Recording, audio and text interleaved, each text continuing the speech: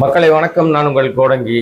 ஜனநாயகன் படம் வந்து இப்போ வருமா வராதா? ஏன்னா சிபிஐ என்கொயரி நடக்குமா நடக்காதா? விஜயை கூப்பிடுவாங்களா கூப்பிட மாட்டாங்களா? கரூர் விஷயம் வந்து சிபிஐ வந்து அடுத்த கட்டத்தை நோக்கி என்ன செய்ய போகுது? ஏன்னா இப்போ பஸ்ஸை வந்து பறிமுதல் பண்ணாங்க. அதுக்கப்புறம் கொண்டு போய் வந்து பஸ்ஸை வச்சுட்டு அந்த கரூரில் டிரைவரை வச்சு நடிக்க வச்சு வீடியோ ஷூட் பண்ணாங்க. இன்னும் பல விஷயங்கள்லாம் நம்ம பார்த்துட்டே இருந்தோம். அரசியலில் விஜய்க்கு வந்து இந்த மாதிரியான பல பரபரப்புகள் ஓடிட்டு இருக்கும்போது 9ஆம் தேதி வெளியாகும் என்று சொல்லப்பட்ட ஜனநாயகன் வந்து நீதிமன்றம் வரைக்கும் போய் நீதிமன்றத்தில் இப்போ வந்து அது பஞ்சாயத்தாய் நிற்கிது. இப்போ அது வந்து வருமா வராதா? இப்போ அடுத்த கேள்வி அதுதான். ஏன்னா இப்போ சிபிஐ போவாரா போக மாட்டாரானா போயிட்டாரு. ஒரு 6 மணி நேரம் விசாரணை பண்ணாங்க, 1.5 மணி நேரம் உட்கார வச்சாங்க, எழுதி வாங்கியிருக்காங்க, நிறைய விஷயங்கள் நடந்திருக்கு. அவர் வந்து அங்கிருந்து சிபிஐ என்கொயரியும் முடிச்சுக்கிட்டாரு. இப்போ அடுத்தது என்ன? அடுத்தது படம் வருமா வராதா? ஏன்னா இன்னைக்குள்ள சூழ்நிலைக்கு ஜனநாயகன் படத்தை ரிலீஸ்க்கு முன்னாடியே ஒரு பெரிய தொகை கொடுத்து மக்கள்கிட்டலாம் வந்து அந்த ரசிகர்கள்ட்ட எல்லாம் தலையில மிளகா அரைச்சி பணத்தை வந்து வசூல் பண்ணிட்டாங்க. கிட்டத்தட்ட ஒரு 10-12 கோடி ரூபாய்க்கு வரைக்கும் வந்து வசூல் பண்ணிட்டதா சொன்னாங்க. ஏன்னா எல்லாமே டிக்கெட் 800 ரூபாயில ஆரம்பிச்சு 3000 ரூபாய் வரைக்கும் வித்து தீர்த்து மொத்தமா வாங்கினவங்க எல்லாம் இப்போ பல இடங்கள்ல திருப்பி கொடுத்துருக்காங்க. சில இடங்கள்ல இருங்க எப்படியும் படம் வந்துருங்க, வந்த உடனே நாங்க கொடுக்குறோம், அந்த கூப்பனை அப்படியே வச்சிருங்க, நாங்க கொடுத்த விஷயத்தை அப்படியே வச்சிருங்க, கண்டிப்பா படம் வந்துரும்னு ஒரு நம்பிக்கையை ஊட்டிக்கிட்டு இருக்கதா சொல்றாங்க. ஆனா சென்சார் போர்டு வந்து மத்திய அரசு கட்டுப்பாட்டில் இருக்க, ஒன்றிய அரசு கட்டுப்பாட்டில் இருக்க சென்சார் போர்டு வந்து இவ்வளவு வேகமாக இதுவரைக்கும் எந்த படத்துக்கும் வேலை செஞ்சதே கிடையாது. அவங்க வந்து ஒரு படம் பார்ப்பாங்க, சென்சார் போர்டில் கொடுப்பாங்க, அதில் ஏதாவது வந்து சிக்கல் இருக்கு, பிரச்சனை இருக்கு, அரசாங்கத்தை திட்டுற மாதிரி இருக்கு, இல்லை வந்து ஒன்றிய அரசாங்கத்தையோ மாநில அரசாங்கத்தையோ திட்டுற மாதிரி இருக்கு அப்படின்னா மாநில அரசாங்கமும் மற்ற ஒன்றிய அரசாங்கமும் இணக்கமா இருந்துச்சுன்னா ரெண்டும் பிரச்சனை. ஒருவேளை மாநில அரசாங்கம் வந்து மற்ற ஒன்றிய அரசாங்கத்தோட இணக்கமா இல்லாம இருக்கு, இப்ப இருக்கிற மாதிரி இப்போ வந்து திமுகவுக்கும் பாஜகவுக்கும் வந்து அண்டர்ஸ்டாண்டிங் இருக்கா இல்லையான்றதை தாண்டி விஜய் தான் சொல்லிட்டு இருக்காரு, கள்ள கூட்டு வச்சிருக்கான்னு சொல்றாரு தவிர விஜய்க்கும் ஒன்றிய அரசாங்கத்துக்கு தான் பல பஞ்சாயத்துகள் ஓடிட்டு இருக்கு. இப்போ சென்சார் போர்டில் இருக்கிற உறுப்பினர்கள் வந்து யாரு அப்படின்றதுல நிறைய பேருக்கு சந்தேகம் இருக்கு. சென்சார் போர்டில் படம் பார்க்கிற உறுப்பினர்கள் அனைவருமே பாஜகவுக்கு வேண்டியவர்கள் தான். பாஜகவுடைய அவங்களுக்கு சாதகமான நபர்களை தான் அங்கே மெம்பர்களாக போட்டிருக்காங்க. மாநில அரசு சார்பிலையும் திமுக சார்பில் ஒரு மெம்பர் கூட கிடையாது. இந்த அடிப்படை புரிதல் கூட இல்லாம உலகமாக உருட்டி இருக்கு ராஜ்மோகன் ஒருத்தர். அவர் வந்து தன்னை வந்து பத்திரிகையாளர்னு சொல்லிட்டு இப்போ வந்து போய் விஜய்க்கு சொம்படிச்சுக்கிட்டு இருக்காரு. விஜய் கொடுக்கறதுக்கு மேல கூவிக்கிட்டு இருக்காரு. நீங்க இயல்பா ஒருத்தர் உங்களுக்கு பிடிக்கும், இப்போ எனக்கு ஒருத்தரை பிடிக்குது அப்படின்னா நம்ம அவரை குறித்து கூடுதலாக 2 வார்த்தை பேசலாம். அது பேசினா அளவோட இருக்கும். ஓவரா அவரே நான் 99% பேசுறேன்னா தெரிஞ்சிடும், டே கொய்யால இவன் வந்து வாங்கினதுக்கு மேல போறான்டான்னு சொல்லுவாங்க இல்லையா? அந்த மாதிரி ராஜ்மோகன்ற கேரக்டர் வந்து இப்ப சம்பந்தமே இல்லாம சென்சார் போர்டு என்னன்னு தெரியாம ஒரு உருட்டி பொய்யே வந்து கட்டமைக்க பாக்குறாரு. அங்கதான் அதனாலதான் அந்த நபரை குறித்து நம்ம பேச வேண்டிய சூழ்நிலை வருது. அவர் வந்து தனியார் சேனல்ல ஒரு சேனல்ல பேட்டி கொடுத்துருக்காரு. என்ன சொல்லியிருக்காருன்னா, திமுகவை சேர்ந்தவர்கள் தான் சென்சார் போர்டுல இருந்து கட்டையை போட்டிருக்காங்க ஜனநாயகம் வராம விடாம. அட அறிவு கட்ட முண்டம், உன்னை தற்குறி மங்குனின்னு சொல்லாம வேற என்ன சொல்றது? எங்கேயாவது மாநில அரசுகளுடைய மெம்பர்ஸ் இருக்கிறாங்கன்னு இன்னைக்கு இருக்கிற சென்சார் போர்டு மெம்பர்கிட்ட காட்டிட முடியுமா? ஏன்னா மொத்தமும் பாஜக ஆதரவான நபர்கள் தான் அதுக்குள்ள மெம்பரா இருக்கிறாங்க. நிறைய பேர் இருக்காங்க, எனக்கு தெரிஞ்ச நிறைய நண்பர்கள் இருக்காங்க சென்சார் போர்டு மெம்பரா இருக்காங்க. அவங்க எல்லாருமே பாஜக ஆதரவு நிலையில உள்ளவங்களை தான் கொண்டு வந்திருக்காங்க. பத்திரிகையாளர் கூட அதுல இருக்காங்க. ஆனா அவங்க எல்லாமே பாஜக ஆதரவு நிலை கொண்ட பத்திரிகைகள்ல வேலை செய்யறதுனால அதன் மூலமாக இங்க வந்து அவங்க மெம்பரா போட்டிருக்காங்க. இந்த உண்மை கூட புரியாம இந்த மங்குனி, இந்த ராஜ்மோகன்ற தற்குறி சொல்லுது இது வந்து மாநில அரசினுடைய உறுப்பினர்கள் அதில் இருக்கிறாங்க, அதனால ஜனநாயகம் தடுத்துட்டாங்க. இல்லைன்னா ஜனநாயகம் வெட்டி முறிச்சு கீழ்ச்சிருமா? மனுஷனை வெட்டி ரத்தத்தை நக்கிட்டு இருக்கிற படம் எடுக்கிறதுக்கு எதுக்கு இத்தனை எவ்வளவு நாள் வச்சு கீழ்ச்சிட்டீங்க? பாலையாவே பரவாயில்ல போல இருக்குங்க. அவராது ட்ரெயினர் நிறுத்துவாரு, ஹெலிகாப்டர் நிறுத்துவாரு, ஃபிளைட்டை ஒரு கையில சுத்தி தூக்கி வீசுவாரு, எரும மாட்டை தூக்கி வெளியே வீசுவாரு, பஸ்ஸை பிடிச்சி அமக்கலம் பண்ணுவாரு. இதெல்லாம் நம்ம ரசிச்சுட்டு போயிட்டே இருக்கணும். அந்த ஊர் மக்கள் ரசிக்கிறாங்க. ஆனா அந்த மாதிரி படம் எடுத்திருந்தா கூட பரவாயில்ல.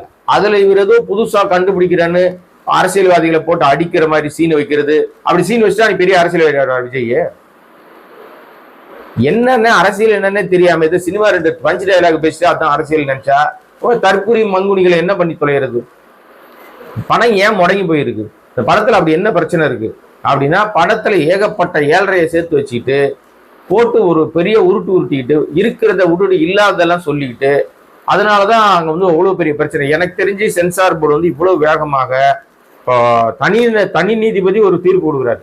நீங்க யூஏ கொடுங்க, ரிவைசிங் மோடு செல்லாதுன்னு அறிவிக்கிறாரு. அறிவிச்ச அரை மணி நேரத்துல மேல்முறையீடு போறாங்க சென்சார் போர்டு. மேல்முறையீடு போய் தனி நீதிபதி கொடுத்த தீர்ப்பை வந்து தடை வாங்குறாங்க. தடை வாங்கி மேல்முறையீடு மனு போகுது. மேல்முறையீடு போனவொடனே எல்லாரும் என்ன நினைக்கிறாங்க, மேல்முறையீடு நமக்கு எப்படி நமக்கு கிடைச்சிரும் அப்படின்னு ஜனநாயக டீம் நினைச்சிட்டு இருக்கும்போது அங்கேயும் பெரிய ட்விஸ்ட் வைக்கிறாங்க. இல்ல இது வந்து நீங்க நினைக்கிற மாதிரிலாம் பண்ண முடியாது, ஏன் 10ஆம் தேதி ரிலீஸ் பண்ண ஆகாது அவங்களுக்கு அப்படின்னு கேட்டுட்டு 21ஆம் தேதி தள்ளி வச்சிட்டாங்க. 21ஆம் தேதி நீதிமன்றத்துல திரும்பி அது வழக்கா வருது அப்படின்னு சொல்லி தள்ளி வச்சிட்டாங்க. படம் 9ஆம் தேதி பண்ணலாமா, 10ஆம் தேதி பண்ணலாமா, பொங்கலுக்கு பண்ணலாமா, பொங்கல் வைப் பண்ணலாமா, கொண்டாடலாமான்னு பேசிட்டு இருக்கும்போது உங்களுக்கு பொங்கலே கிடையாதுடா, நீ போய் பொங்கல் போய் சிபிஐ ஆபீஸ்ல பொங்கல் வை அப்படின்னு சொல்லிட்டு விஜய் வந்து தனிப்பட்ட விதத்துல விஜய் வந்து கார்னர் பண்ணியிருக்காங்க. ஆனா விஜயனுடைய செய்கை அந்த மாதிரி இருக்கு, ஒண்ணுமே உருப்படியா இல்லை. விளங்காத செய்கை செஞ்சா அப்புறம் என்ன கொஞ்சமா செய்வாங்க, வச்சு செய்யதான் செய்வாங்க. அதுதான் நடந்திருக்கு. இப்போ வந்து ஜனநாயகன் படம் நீதிமன்றம், உச்ச நீதிமன்றத்தினுடைய அங்க வந்து அது வழக்காக இருக்கு. 21ஆம் தேதி வருது. இப்போ இடையில வந்து என்ன பண்ணிட்டாங்கன்னா சென்சார் போர்டு மீண்டும் உச்ச நீதிமன்றத்துல ஒரு கேவியட் மனு ஒன்று போட்டிருக்காங்க. அந்த மனுவில் என்ன சொல்லியிருக்காங்க, கேவியட் மனு எதுக்கு போடுவாங்கன்னா, எந்த ஒரு எங்கள் தொடர்பான ஒரு வழக்கு உங்ககிட்ட இருந்துச்சுன்னா நீங்க எங்களை கேட்காம எந்த தீர்ப்பும் நீங்க வந்து விதித்திடக்கூடாது, இவர் ஆனர் எங்களை ஒரு வார்த்தை கேட்டுருங்க அப்படின்னு முன்னெச்சரிக்கையாக முன்பாகவே இவங்க போய் நீதிமன்றத்துல போய் உச்ச நீதிமன்றத்துல ஒரு பிரேயர் வச்சுட்டாங்க. இப்ப பெரும்பாலும் கேவியட் மனு போடுற எல்லாரும் ஒரு பிரேயர் வைப்பாங்க, நீதிபதி அவர்களே ஐயா சாமி எங்களையும் ஒரு வார்த்தை கேளுங்க சாமி, ஏன்னா எங்க தரப்பு பல்வேறு விஷயங்கள் இருக்கு, பிரச்சனை இருக்கு, அவங்க எதானா கொடுத்தாங்கன்ட்டு தீர்ப்பு நீங்க கொடுத்துட்டீங்கன்னா எங்களுக்கு அது பெரிய சிக்கலா போயிடும், அதனால மனம் வந்து நீங்க வந்து பெரிய மனசு பண்ணி எங்க பக்கமும் ஒரு வாட்டி கேட்டுட்டு நீங்க தீர்ப்பு கொடுங்க சாமின்னு கெஞ்சாத குறையா ஒரு கேவியட் மனு வந்து போட்டு வச்சிருக்கு சென்சார் போர்டு. ஆனா இதுதான் பெரிய உலகமாக அதிசயங்க, கேவியட் மனு போடுகிற சென்சார் போர்டு வந்து ஒன்றிய அரசாங்கத்தின் கட்டுப்பாட்டில் இருக்கு. இவர் வந்து சொலிசிட்டர் ஜெனரல் வந்து வாதாடுறாரு, காணொலி காட்சியாக வாதாடுறாரு அப்படின்னு சொன்னா எவ்வளவு பெரிய விஷயங்கள்லாம் நடக்குது பாருங்க. ஒரு சாதாரண சினிமாங்க, அது ஒரு சினிமால விஜய் என்ன பெருசா, சினிமாவை பார்த்த உடனே இந்த ஜனநாயகன படம் பார்த்த உடனே விஜய் முதலமைச்சர் ஆக்கிடுவாங்களா மக்கள்? எனக்கு புரியல. அதுவும் ஆகச்சிறந்த படமா இருக்குமான்னு கூட கன்றாவியா இருக்குது. பார்த்தாலே இந்த 3 நிமிஷம் ட்ரெய்லரே பார்க்க சைக்கிள் நமக்கு.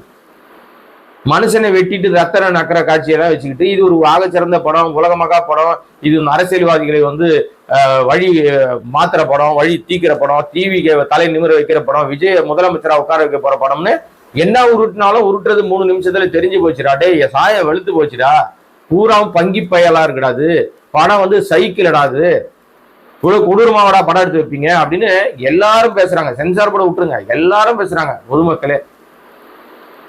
இந்த லட்சணத்துக்கு தான் சண்டையை போட்டுட்டு இருக்கு, அமக்கலம் பண்ணிட்டு இருக்காரு விஜய். இப்ப இந்த படம் வெளிவருமானா 2 சிக்கல் இருக்குங்க. ஒண்ணு வந்து என்ன அப்படின்னா, இந்த படம் நேரடியாக ஓடிடிக்கு கொடுத்துடலாம். இல்லைங்க எங்களால் சென்சார் போர்டோட போராட முடியல, நீங்க உங்க இஷ்டத்துக்கு என்ன பண்ணிட்டு போங்க அப்படின்னு ஓடிடி கிட்ட கொடுத்துடலாம். ஆல்ரெடி ஓடிடி கிட்டத்தட்ட அது ஒரு 105-110 கோடி ரூபா கொடுத்து அந்த படத்தை வாங்கிட்டாங்க. அந்த தனியார் ஓடிடி நிறுவனம் வந்து ஏற்கனவே வந்து விஜய்க்கு ஒரு பெரிய கெடு கொடுத்துருக்கு.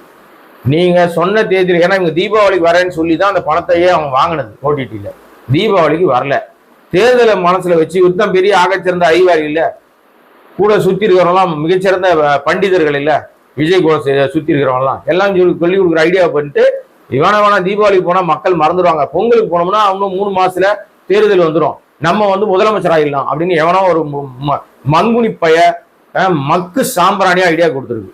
அந்த மக்கு சாம்பிராணி கொடுத்த ஐடியாவை நம்பி இந்த வடிவேல் ஒரு படத்துல சொல்லுவாரு, ஐயா அது ஒரு நாரப்பைய கொடுத்த ஐடியாங்கயா, சேவல் ட்ரெஸ்ஸை போட்டுக்கிட்டு போனோம்னா நம்ம வந்து கந்தசாமியை கண்டுபிடிச்சிடலான்னு சொன்னாங்கயா, அந்த ட்ரெஸ்ஸுக்கு தைச்ச வாடகை கூட கொடுக்கலன்னு சொல்லுவார்ல ஒரு படத்துல. அந்த மாதிரி எந்த மக்கு சாம்பிராணியோ விஜய்க்கு ஒரு ஐடியா கொடுக்க, இதுதான் மங்குனியாச்சு, எவன் சொன்னாலும் கேட்குமே, என்ன சொன்னாலும் கேட்கும், நேரம் நிக்காதானே நிற்கும், அங்கிருந்து இறங்கி வந்துட்டு நான் வந்துடும், எல்லாம் பண்ணோம் பண்ணி தெருவில் நிக்குது மாட்டிக்கிட்டு, அசிங்கப்பட்டு அவமானப்பட்டு எல்லா விஷயங்களிலும் கேவலப்பட்டா கூட தொடச்சிட்டு போயிட்டு இருக்கிற கேரக்டரா இருக்காங்க அதுல இருக்கிறவங்க எல்லாம்.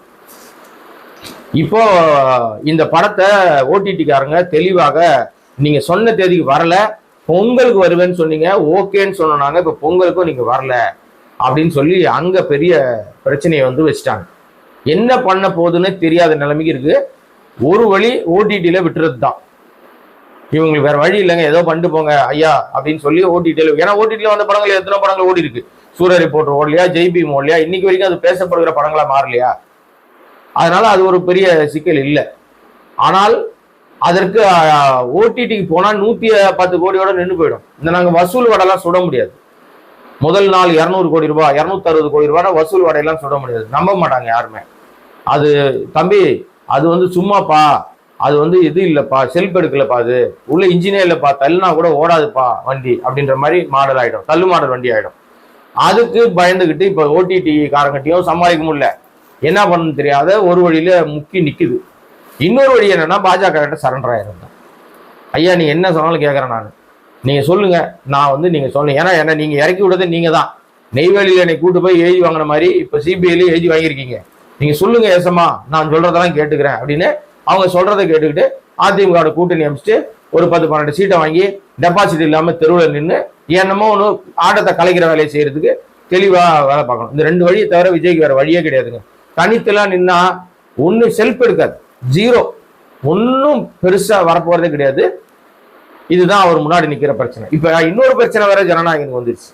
ஏற்கனவே படம் வருமா வராதானே தெரியல, இந்த லட்சணத்துல லண்டன்ல இருந்து வேற வேற பிரச்சனை வருது.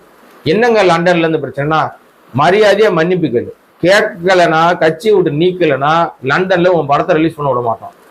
உலக நாடுகளில் தமிழர்கள் எங்கெல்லாம் இருக்காங்களோ அங்கெல்லாம் உன் படம் வராது, மரியாதையா நடந்துக்கோ அப்படின்னு விஜய்க்கு ஜனநாயகன் டீமுக்கு லண்டன்ல இருந்து கடிதங்கள்லாம் வந்திருக்கிறதா சொல்றாங்க. என்ன பிரச்சனை அப்படின்னா, சமீபத்துல ஒரு கூட்டத்துல ஒரு தற்குறி, ஒரு மங்குனி சீமான திட்டதான் நினைச்சுக்கிட்டு, சீமான் வந்து எப்பவுமே பாத்தீங்கன்னா பெரியாரை திட்டிட்டு இருப்பார், கடுமையா விமர்சனம் பண்ணுவார். அதே பெரியாரை பேசிதான் அவருக்கு அடையாளமே கிடைச்சதுன்னு வச்சுங்களேன்.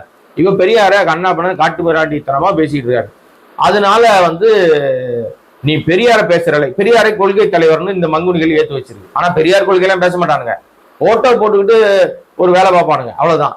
பெரியாரை கொள்கை தலைவரை ஏத்துக்கிட்டு இருக்கோம் நாங்க. எங்க பெரியாரை நீங்க திட்டினா நீ வந்து போற்றி புகழ்ந்து கொண்டிருக்கிற பிரபாகரனை நாங்க திட்டுவோம். எந்த பிரபாகரனை? பிரபாகரன் பேர் சொல்ல கூட தகுதி இல்லாத தற்குறிகள் இது. ஏன்னா பிரபாகரன் அவர்களை சொல்லணும்னா ஒண்ணு மேதகர் பிரபாகரன் சொல்லணும், அல்லது வந்து அவர் வந்து தமிழினத்தினுடைய ஆகச்சிறந்த மிகச்சிறந்த மனிதர். ஏன்னா அங்க வந்து சொல்லுவாங்கல்ல, கடவுள் வந்து இருக்கிறாரா இல்லையா அப்படின்னு ஒரு வாதம் வந்ததுன்னா, இருக்கிறார் என்று நம்புகிற ஒரு கூட்டம், இல்லைன்னு சொல்ற ஒரு கூட்டம். ஆனா கடவுளை யாராவது பார்த்துருக்காங்களான்னா இது வரைக்கும் யாருமே இல்லை, யாரும் பார்த்ததே இல்லை. பார்த்தா அவங்க அவரை கூட்டு போயிடுவார், அதான் உண்மை. அப்படிதான் சொல்றாங்க இல்லையா?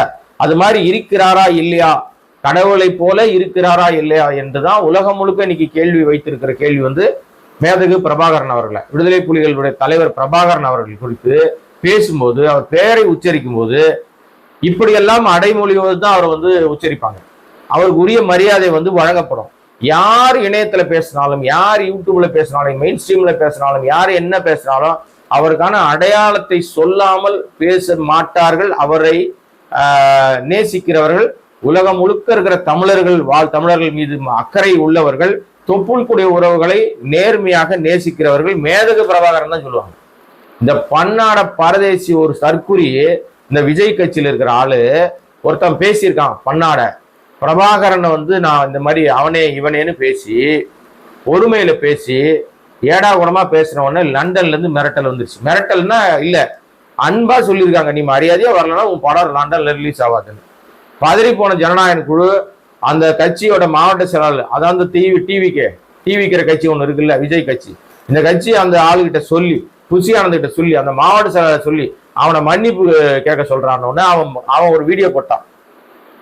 ஐயா மன்னிச்சிருங்க, நான் தெரியாம பேசிட்டேன், நான் வந்து நீங்க உங்களை பத்தி நான் வந்து நிறைய உங்களை உயர்வாதான் வச்சிருக்கேன் அப்படி இப்படின்னு என்னத்தையோ பேசி கையில விழாத குறையா காலில் விழாத குறையா கெஞ்சிருக்கான்.